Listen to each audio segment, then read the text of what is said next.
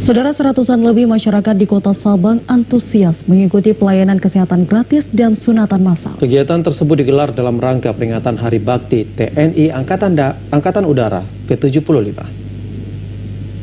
Dalam rangka memperingati Hari Bakti TNI Angkatan Udara ke-75 yang diperingati pada tanggal 29 Juli 2022, Lanut Mus Kota Sabang berkolaborasi dengan pemerintah Kota Sabang, Ikatan Dokter Indonesia ID Kota Sabang, dan Blood for Life Foundation BFLF menggelar pelayanan kesehatan secara gratis dan kitanan massal.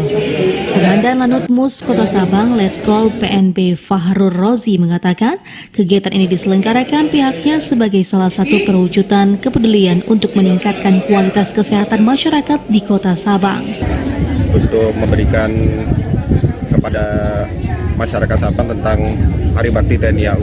Nah, ini tentunya mendapat respon yang positif dari masyarakat Sabang karena pengobatan massal dan sunatan massal ini bisa dibilang jarang sekali dilaksanakan di Kota Sabang ini. Tentunya ini menjadi sebagai bisa dibilang pelopor dalam melaksanakan kegiatan-kegiatan yang nantinya pastinya juga akan terus dilaksanakan di Kota Sabang. Ketua BFLF Kota Sabang, Citra Suherman menjelaskan BFLF bergerak di bidang sosial masyarakat sehingga pihaknya selalu mendukung penuh kegiatan sosial terutama di bidang kesehatan yang dilakukan Lanut Mus.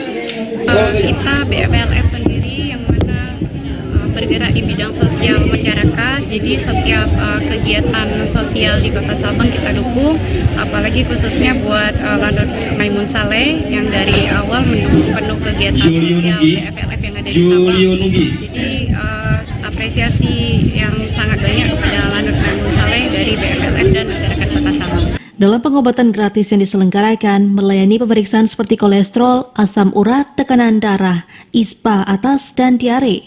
Ada 30 anak mendapatkan kesempatan kitanan gratis dan 100 lebih warga yang telah mendaftar dalam layanan kesehatan gratis. Selanjutnya, jika ada masalah kesehatan yang harus segera ditindaklanjuti, pasien akan dirujuk ke RSUD Kota Sabang. Dari Sabang, Mahfud TVRI Aceh melaporkan.